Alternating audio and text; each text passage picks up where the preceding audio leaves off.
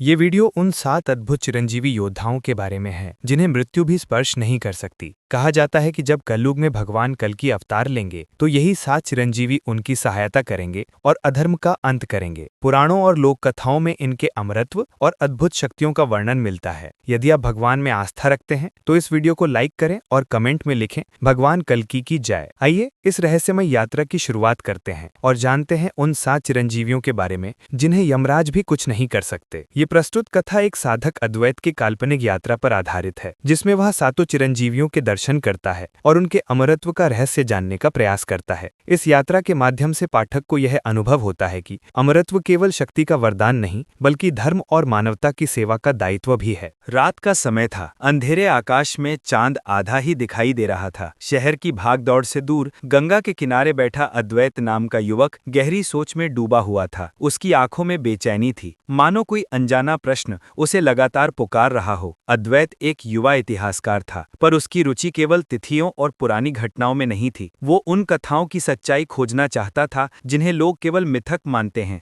उसकी दादी अक्सर कहा करती थीं, बेटा, 7 ऐसे वीर हैं जिन्हें मृत्यु छू भी नहीं सकती। वे आज भी जीवित हैं, धरती पर विचरण करते हैं। समय आने पर वे धर्म की रक्षा के लिए प्रकट होंगे। बचपन में वो बातें उसे कहानियां लगती थी, पर जैसे जैसे वो बड़ा हुआ उसके भीतर जिज्ञासा की जड़ें गहरी होती गईं। क्या ये सच है? क्या वाकई कुछ लोग हजारों वर्षों से जीवित हो सकते हैं? एक दिन पुस्तकालय में शोध करते समय उसे एक प्राचीन पांडुलिपि मिली। उस पांडुलिपि में 7 नाम लिखे थे, परशुराम, अश्वत्थामा, कृपाचार्य, वेदव्यास, राजा बलि, विभीषण और हनुमान। नीचे लिखा था, युगों तक जीवित, धर्म की रक्षा हेतु प्रतीक्षारत। अद्वैत की धड़कन तेज हो गई। यही तो वही 7 चिरंजीवी थे जिनका जिक्र उसकी दादी करती थीं। तभी उसके मन में विचार आया, अगर वे सचमुच जीवित हैं तो कहाँ हैं? क्या कोई उन्हें खोज सकता है? उसने तय कर लिया कि वो इस रहस्य से पर्दा उठाएगा। यह केवल एक शैक्षिक यात्रा नहीं होगी बल्कि उसके जीवन की सबसे बड़ी खोज होगी। यात्रा का पहला पड़ाव उसे ले गया महेंद्र पर्वत की ओर। समुद्र किनारे फैली उस पर्वत श्रृंखला का उल्लेख कई ग्रंथों में आता है। कहा जाता है कि भगवान परशुराम ने वहीं तपस्या की थी और आज भी वहीं निवास करते हैं। रास्ते में उसे एक वृद्ध साधु मिले। उनकी दाढ़ी बर्फ जैसी सफेद थी और आंखों में अजीब सी चमक। उन्होंने अद्वैत से पूछा, कहाँ जा रहे हो पुत्र?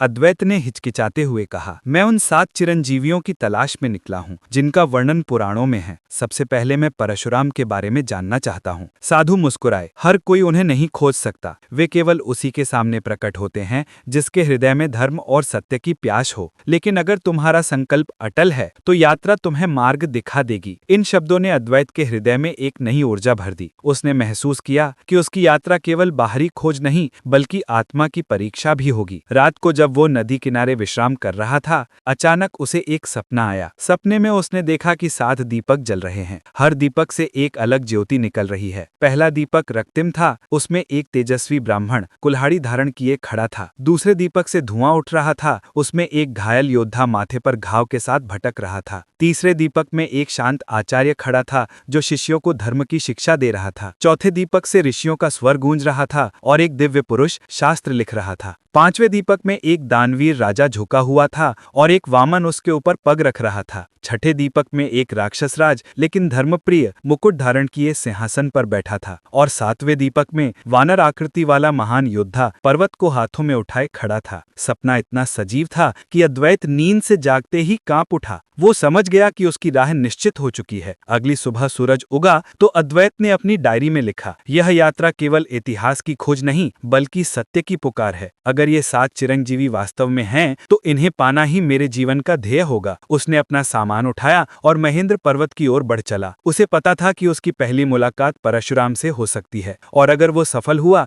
तो बाकी 6 चिरंजीवियों तक पहुंचने का मार्ग भी खुल जाएगा। उसके मन में अनेक प्रश्न थे। क्या परशुराम अब भी अपने क्रोध के लिए प्रसिद्ध हैं या समय ने उन्हें शांत कर दिया है? क्या वे सचमुच आने वाले युग में प्रकट होंगे या फिर ये सब कल्पना है या फिर युगों से छिपा हुआ सत्य? अद्वैत के कदम तेज थे। हर पत्थर, हर वृक्ष, हर हवा का झोंका उसे यही कह रहा था, खोज शुरू हो चुकी है। महेंद्र पर्वत की तलहटी तक पहुंचते ही अद्वैत ने महसूस किया कि ये जगह किसी और ही संसार का हिस्सा है। घने वृक्षों से छनती धूप, पक्षियों की गूंज और चारों ओर फैला हुआ रहस्यमय सन्नाटा, मानो समय यहाँ ठहर गया हो। स्थानीय लोगों से पूछने पर उसे पता चला कि पर्वत की ऊंचाइयों पर एक प्राचीन गुफा है जिसे परशुराम की तपोभूमि कहा जाता है। बहुत कम लोग यहाँ जाते हैं और जिन्होंने जानने की कोशिश की वे लौटकर कहते हैं कि भीतर अद्भुत ऊर्जा का अनुभव होता है। अद्वैत ने संकल्प लिया, यही मेरा पहला पड़ाव है। रास्ते भर उसके मन में परशुराम की कथा गूंजती रही। ऋषि जमदग्नि और माता रेणुका के पुत्र, विष्णु के छठे अवतार परशुराम, उनका नाम ही उनके अस्त्र का परिचायक है। परशु अर्थात कुल्हाड़ी। जन्म से वे ब्राह्मण थे, पर न्याय की रक्षा के लिए उन्होंने योद्धा का मार्ग चुना। जब उनके पिता का अपमान क्षत्रिय राजाओं ने किया, तब उन्होंने प्रतिज्ञा ली कि वे पृथ्वी को अन्यायी क्षत्रियों से मुक्त करेंगे, और सचमुच उन्होंने 21 बार इस धरती को क्षत्रिय विहीन कर दिया। इतिहासकार अद्वैत सोच रहा था, कैसा होगा वो व्यक्ति जिसने न्याय के लिए इतनी बार संहार किया? क्या वे केवल क्रोध का प्रतीक हैं या धर्म का संरक्षक? पर्वत पर चढ़ते चढ़ते शाम हो गई। जैसे ही अद्वैत गुफा के समीप पहुंचा,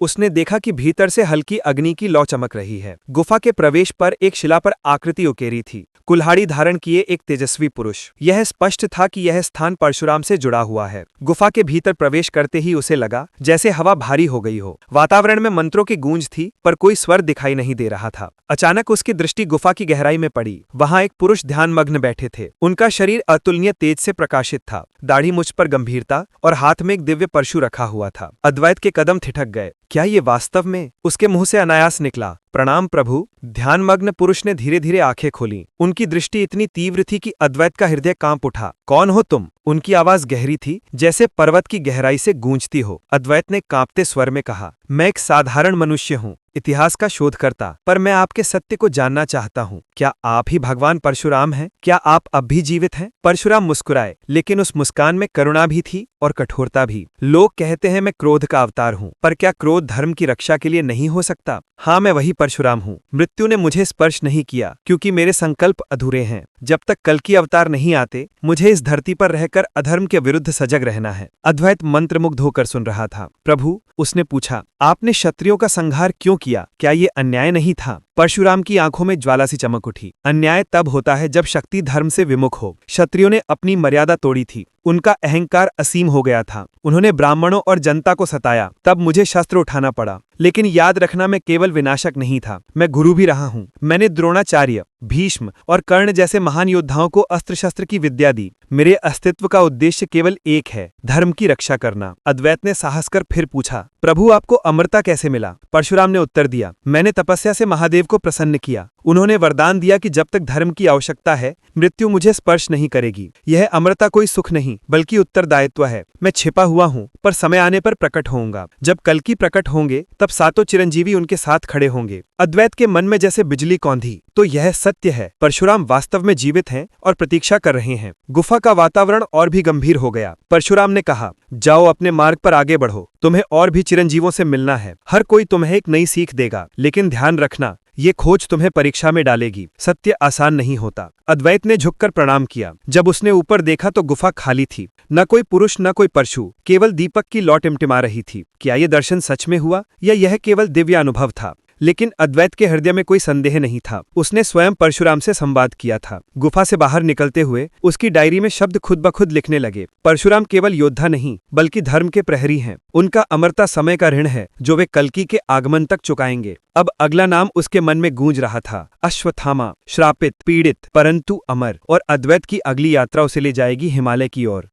परशुराम की गुफा से लौटते समय अद्वैत का मन भीतर तक हिल चुका था। उसने जाना कि अमर तो केवल वरदान नहीं बल्कि एक बोझ भी हो सकता है। लेकिन अगला नाम उससे भी अधिक रहस्यमय था, अश्वत्थामा। पौराणिक कथाओं में उनका उल्लेख एक महान योद्धा और शिव भक्त के रूप में होता है, लेकिन वही अश्वत्थामा आज तक भटक रहे हैं, श्री कृष्ण के श्राप से घायल और पीड़ित। अद्वैत के मन में सवाल था, अगर ये सब सच है तो क्या मैं उनसे मिल पाऊंगा? और अगर मिला तो क्या वे मुझे पहचानेंगे? अद्वैत ने अपनी यात्रा उत्तराखंड की ओर मोड़ ली। स्थानीय लोगों से उसने सुना था कि हिमालय की गुफाओं और घने जंगलों में अश्वत्थामा अब भी देखे जाते हैं। कई साधु कहते हैं कि वे गंगा किनारे अकेले बैठकर पूजा करते हैं। रास्ते में एक साधु से बातचीत हुई। साधु की आंखें गहरी और स्वर गंभीर था। बेटा, क्या तू सच में अश्वत्थामा की तलाश में है? लोग कहते हैं जिसने उन्हें देखा वह डर से कांप उठा। उनके घाव अब भी बहते हैं, उनसे दुर्गंध आती है। ये अमरता नहीं, अनंत पीड़ा है। अद्वैत ने दृढ़ स्वर में कहा, हाँ, मैं उनसे मिलना चाहता हूँ। मैं उनके दुख और सत्य को समझना चाहता हूँ। रास्ते में चलते चलते अद्वैत के मन में महाभारत का युद्ध घूमने लगा। अश्वत्थामा, द्रोणाचार्य के पुत्र जन्म से ही शिव का अंश माने जाते थे। माथे पर दिव्यमणि थी जो उन्हें रोग और मृत्यु से बचाती थी। कौरवों की ओर से लड़े और जब छल से उनके पिता की मृत्यु हुई तो प्रतिशोध की आग ने उन्हें अंधा कर दिया। उन्होंने रात में पांडव पुत्रों की हत्या कर दी और फिर ब्रह्मास्त्र का प्रयोग कर उत्तरा के गर्भ को निशाना बनाया। कृष्ण ने अजन्मे बच्चे परीक्षित को बचाया और अश्वत्थामा को श्राप दिया, तू सहस्त्र वर्षों तक इस धरती पर भटकेगा, तेरे घाव कभी नहीं भरेंगे और तुझे मृत्यु भी नहीं मिलेगी। अद्वैत के रोंगटे खड़े हो गए। क्या सचमुच कोई हजारों वर्षों तक पीड़ा में जी सकता है? अद्वैत की अगली मंजिल मध्य प्रदेश का असीरगढ़ किला था। वहां के शिव मंदिर के बारे में कहा जाता है कि अश्वत्थामा हर सुबह फूल और जल चढ़ाने आते हैं। पुजारियों ने कई बार ताजे चढ़ावे देखे जबकि रात में मंदिर वीरान होता है। किला सुनसान था, दीवारों पर समय की मार साफ झलक रही थी। मंदिर के भीतर शांति थी, बस दीपक की लौ टिमटिमा रही थी। अद्वैत ने घुटनों के बल बैठकर प्रार्थना की, यदि आप यहाँ हैं तो मुझसे प्रकट हुइए, मैं आपको देखने आया हूँ, आपकी पीड़ा समझने आया हूँ। कुछ पल शांति रही, फिर अचानक मंदिर में ठंडी हवा चली। अद्वैत ने पीछे मुड़कर देखा। एक लंबा चौड़ा पुरुष, शरीर पर फटे कपड़े, आंखों में लालिमा और माथे पर गहरा घाव से अब भी खून रिस रहा था। उसके शरीर से तेज दुर्गंध आ रही थी। अद्वैत कांप गया। यही तो अश्वत्थामा थे। अश्वत्थामा ने गहरी आवाज में कहा, तू कौन है, क्यों आया है यहाँ? अद्वैत ने हाथ जोड़कर कहा, मैं सत्य की खोज करने आया हूँ। लोग कहते हैं आप अमर हैं, श्रापित हैं। मैं आपकी पीड़ा को समझना चाहता हूँ। अश्वत्थामा की आंखों से आंसू छलक उठे। पीड़ा, ये शब्द भी छोटा है। हजारों वर्षों से मैं इस श्राप को ढो रहा हूँ। हर रात युद्ध की चीखें मेरे कानों में गूंजती हैं। हर सुबह मेरे घाव ताजा हो जाते हैं। लोग मुझे देख डर कर भागते हैं। कोई मुझे शांति नहीं देता, मृत्यु भी नहीं। अद्वैत का गला भराया। लेकिन प्रभु, क्या आपने कभी क्षमा मांगने की कोशिश नहीं की? कृष्ण ने तो आपको श्राप दिया था। अश्वत्थामा ने कड़वाहट से कहा, कृष्ण ने मुझे श्राप दिया क्योंकि मैंने धर्म का उल्लंघन किया। मैंने निहत्तों की हत्या की, गर्भ पर वार किया। ये मेरे पाप थे। शायद यही मेरी सजा है, जीवित रहकर अपने अपराधों का भार ढोना। कुछ देर मौन छाया रहा। अद्वैत ने साहस कर पूछा, प्रभु, क्या आप अब भी युद्ध चाहते हैं या मोक्ष? अश्वत्थामा ने आकाश की ओर देखा। मैं मोक्ष चाहता हूँ, लेकिन जब तक समय पूरा नहीं होता मैं बंधा हूँ। कहा जाता है जब कल की अवतार आएंगे तब ये श्राप टूटेगा, तब तक मैं भटकता रहूंगा। अद्वैत की आंखों से आंसू बह निकले। आपकी पीड़ा देखकर लगता है कि अमरता केवल वरदान नहीं, एक यातना भी हो सकती है। अश्वत्थामा धीरे धीरे मंदिर की छाया में विलीन हो गए। केवल उनकी गूंज बची, याद रखना, सत्य कभी सरल नहीं होता। अद्वैत मंदिर से बाहर निकला तो उसका मन भारी था। उसने डायरी में लिखा, अश्वत्थामा ने दिखा दिया कि अमरता बिना धर्म के केवल अभिशाप है। ये अमरता जीवन नहीं, अंतहीन सजा है,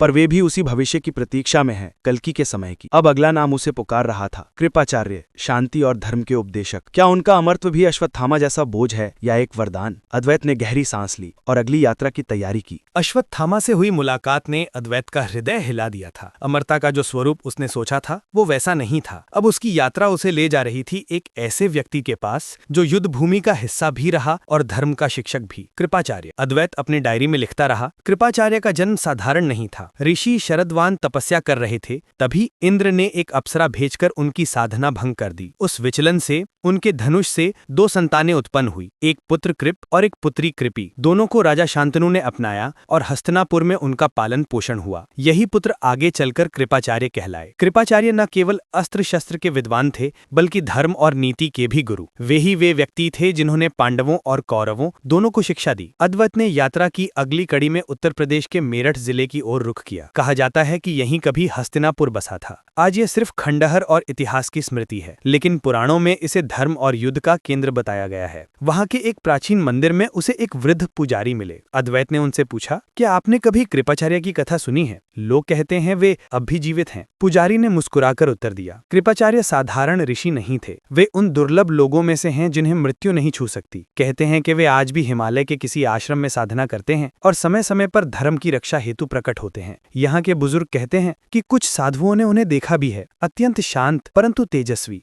उनके चेहरे पर समय का कोई असर नहीं है। अद्वैत सोचने लगा, महाभारत के युद्ध में उन्होंने कौरवों का साथ क्यों दिया? क्या ये धर्म था? रात को उसने आग के पास बैठकर ध्यान किया। तभी उसे आभास हुआ मानो कोई स्वर उसके कानों में गूंज रहा हो। धर्म हमेशा श्वेत शाम नहीं होता पुत्र। मैं कौरवों के पक्ष में खड़ा था क्योंकि वही मेरा कर्तव्य था। मैं उनका गुरु था, परंतु मैंने कभी अधर्म का समर्थन नहीं किया। मैंने यथासंभव न्याय और नीति का पालन किया। अद्वैत ने आंखें खोली। क्या ये कृपाचार्य की ही वाणी थी? अगली सुबह मंदिर के प्रांगण में उसे वही स्वर फिर सुनाई दिया। इस बार उसने आंखें बंद कर उत्तर दिया, गुरुदेव, लोग कहते हैं आपको श्री कृष्ण ने अमरता का वरदान दिया था। क्या ये सच है? जवाब आया, हाँ। युद्ध समाप्त होने के बाद जब सब नष्ट हो चुका था तब भी मैं जीवित था। कृष्ण ने कहा, तुम्हारा ज्ञान और धर्म की शिक्षा आने वाली पीढ़ियों के लिए आवश्यक है। इसी कारण मुझे अमरता का वरदान मिला। पर याद रखना, ये अमरता विलास नहीं, उत्तरदायित्व है। जब तक धर्म की जड़ें कमजोर ना पड़ें, मैं जीवित रहूंगा। अद्वैत की आंखों में चमक आ गई। तो आप अब भी शिष्यों को शिक्षा देते हैं? हाँ, हिमालय की गुफाओं और आश्रमों में जहाँ कोई शुद्ध हृदय से आता है,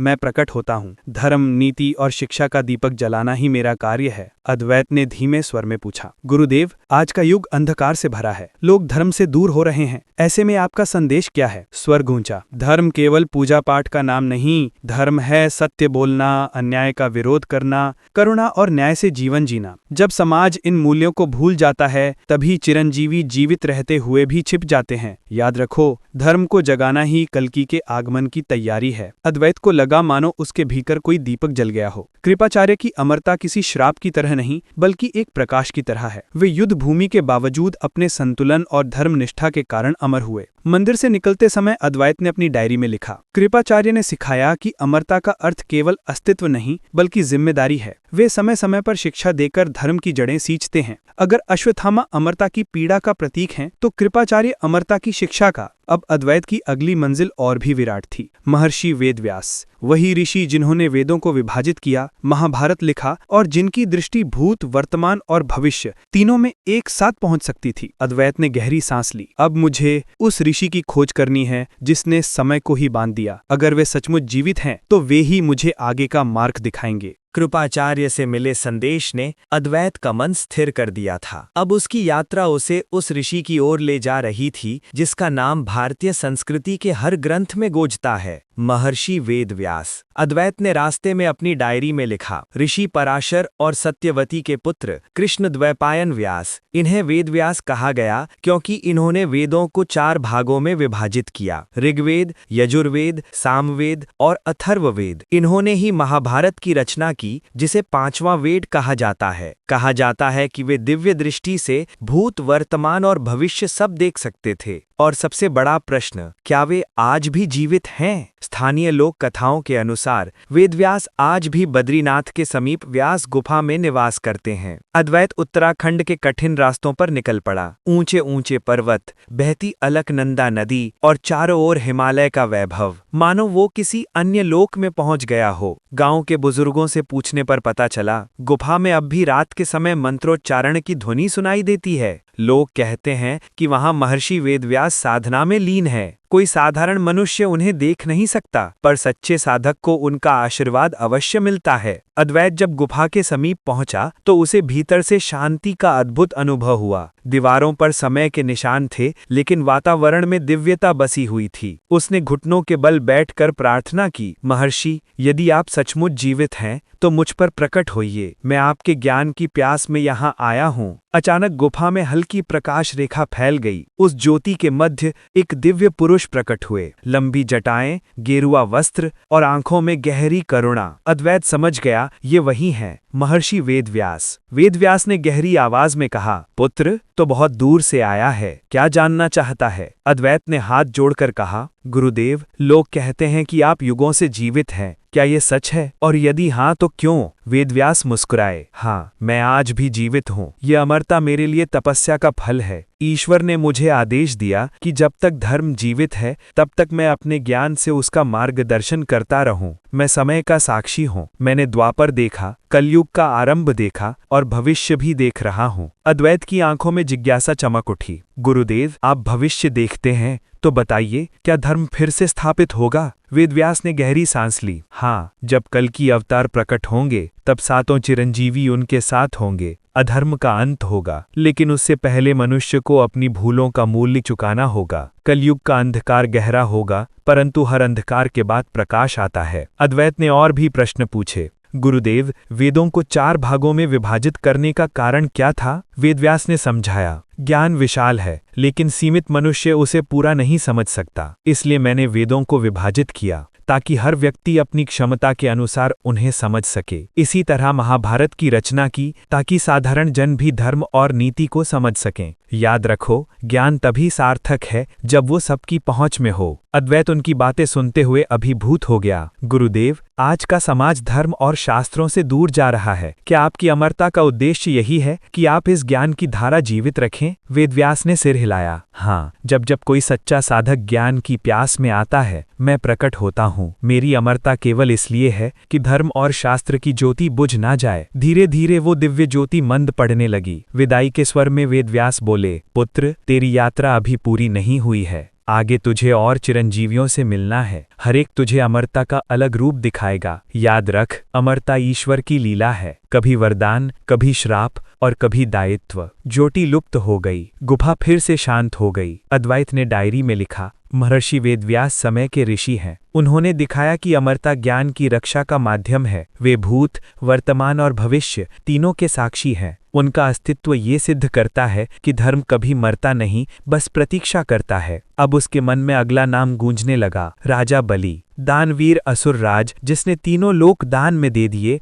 और जो आज भी पाताल लोक में राज्य करता है। अद्वैत की यात्रा अब धरती के नीचे की ओर मुड़ने वाली थी। वेदव्यास के गहन उपदेश के बाद अद्वैत का मन और भी दृढ़ हो गया। अब उसकी यात्रा उसे ले जा रही थी धरती के गर्भ की ओर, वहां जहां प्रकाश कम है, परंतु एक धर्मात्मा असुरराज आज भी अपने वचन और दानशीलता के लिए पूजित हैं। वो थे राजा बलि। हिमालय से उतरकर अद्वैत दक्षिण की ओर बढ़ा। ताम्रपर्णी नदी के किनारे साधुओं से उसे पता चला कि बलि आज भी सुतल लोक में निवास करते हैं, जो पाताल के 7 लोकों में से एक है। कहा जाता है कि कुछ विशेष योगी और तपस्वी ध्यान में उतरकर वहां पहुंच पाते हैं। एक वृद्ध साधु ने अद्वैत से कहा, बेटा, बलि को देखने के लिए साधारण आंखें पर्याप्त नहीं, तुझे श्रद्धा और निष्ठा चाहिए। उनके लोक तक वही पहुंच सकता है जिसके मन में लोभ का लेश भी ना हो, क्योंकि बलि का जीवन ही त्याग का प्रतीक है। अद्वैत ने कई दिनों तक व्रत और ध्यान किया। फिर एक रात्रि गहरी समाधि में उसकी चेतना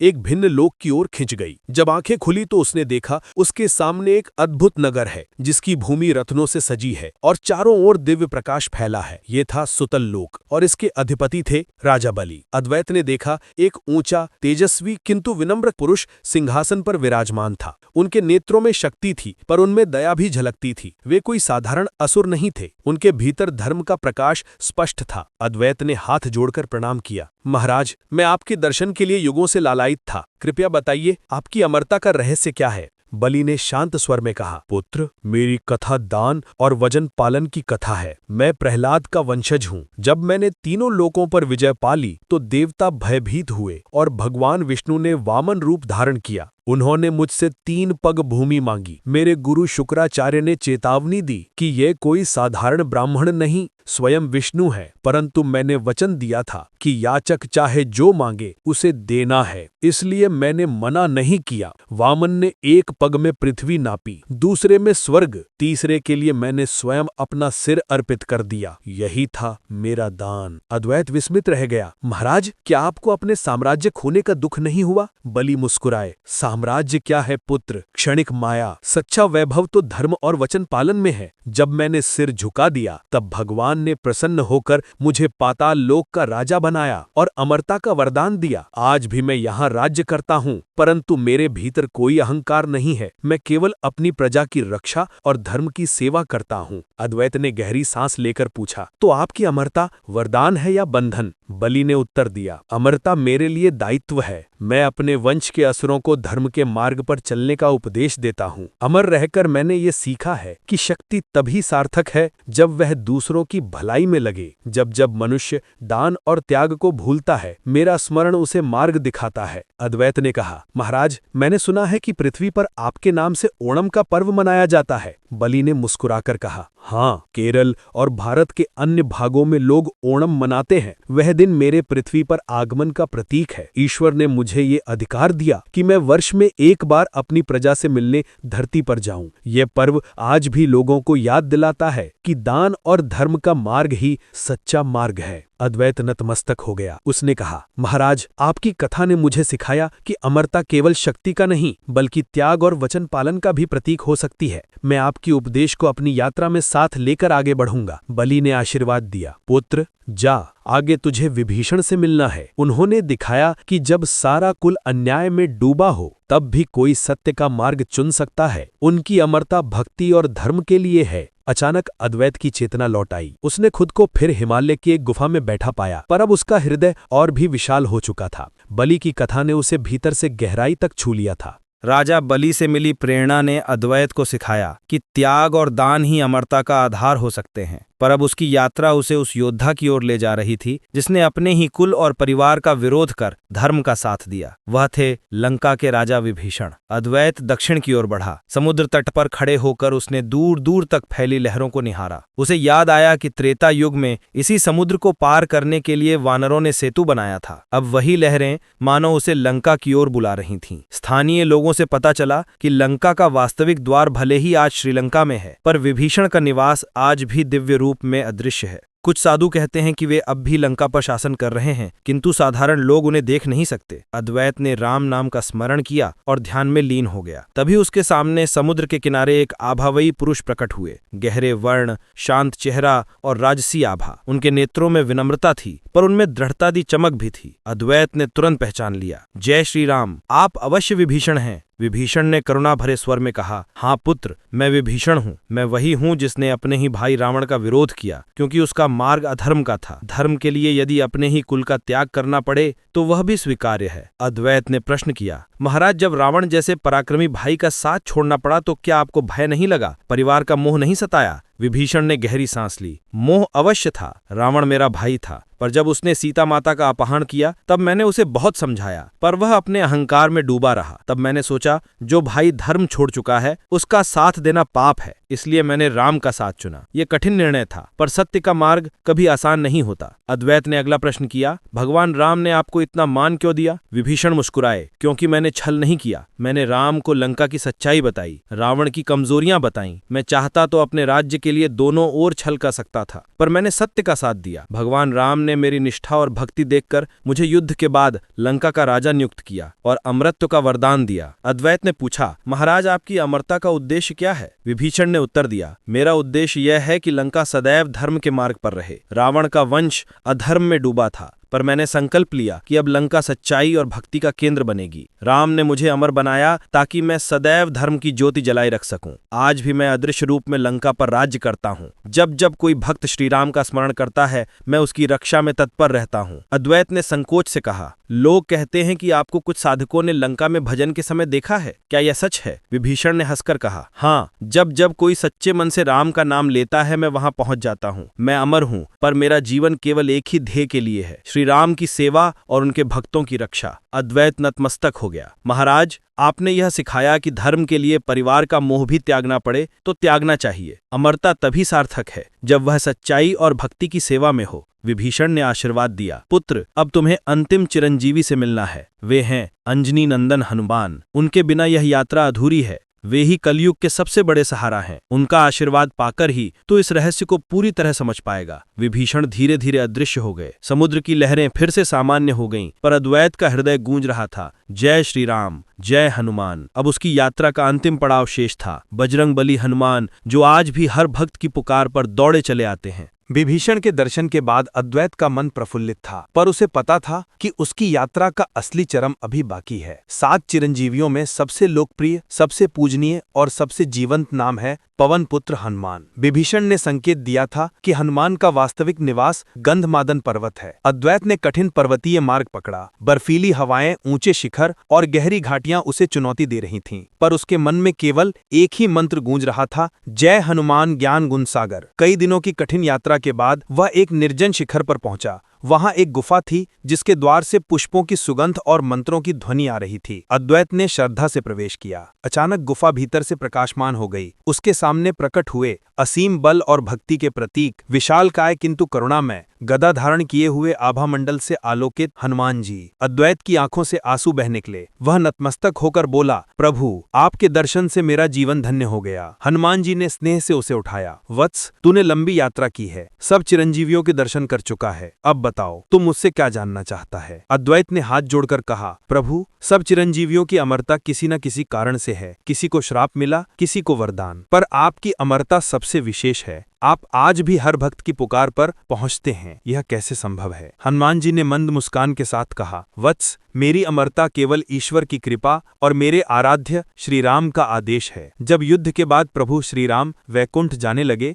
तो मैंने उनसे कहा कि प्रभु, आपके बिना मैं इस लोक में क्या करूंगा, मुझे भी साथ ले चलिए। तब श्री राम ने कहा कि हे हनुमान, जब तक कलयुग है, जब तक पाप और अधर्म चरम पर हैं, तब तक तुझे धरती पर रहना होगा। मेरे नाम का स्मरण जहां भी होगा वहां तू उपस्थित रहना, अपने भक्तों की रक्षा करना। उनके आदेश को मैं कैसे ठुकरा सकता था। यही कारण है कि मैं आज भी जीवित हूँ। मेरे लिए अमरता कोई बोझ नहीं बल्कि प्रभु की सेवा का अवसर है। अद्वैत ने भावुक होकर पूछा, प्रभु, लोग कहते हैं कि आप आज भी प्रकट होते हैं, क्या यह सच है। हनुमान जी ने उत्तर दिया, हाँ, जब कोई सच्चे मन से राम राम कहता है, जब कोई संकट मोचन की पुकार करता है, मैं तुरंत वहां पहुंचता हूँ, कभी अदृश्य रूप में, कभी प्रत्यक्ष रूप में। यही मेरा व्रत है। वत्स, जान ले, शक्ति का सबसे बड़ा रूप है भक्ति। मैंने सदा यही सीखा कि प्रभु का नाम ही सबसे बड़ा कवच है। अद्वैत ने धीरे से पूछा, प्रभु, क्या यह सच है कि जब कल्कि अवतार आएंगे तब सातों चिरंजीवी उनके साथ होंगे। हनुमान जी की आंखों में अग्नि सी चमक उठी। हाँ वत्स, यह सत्य है। जब कलयुग का अंधकार अपनी पराकाष्ठा पर होगा,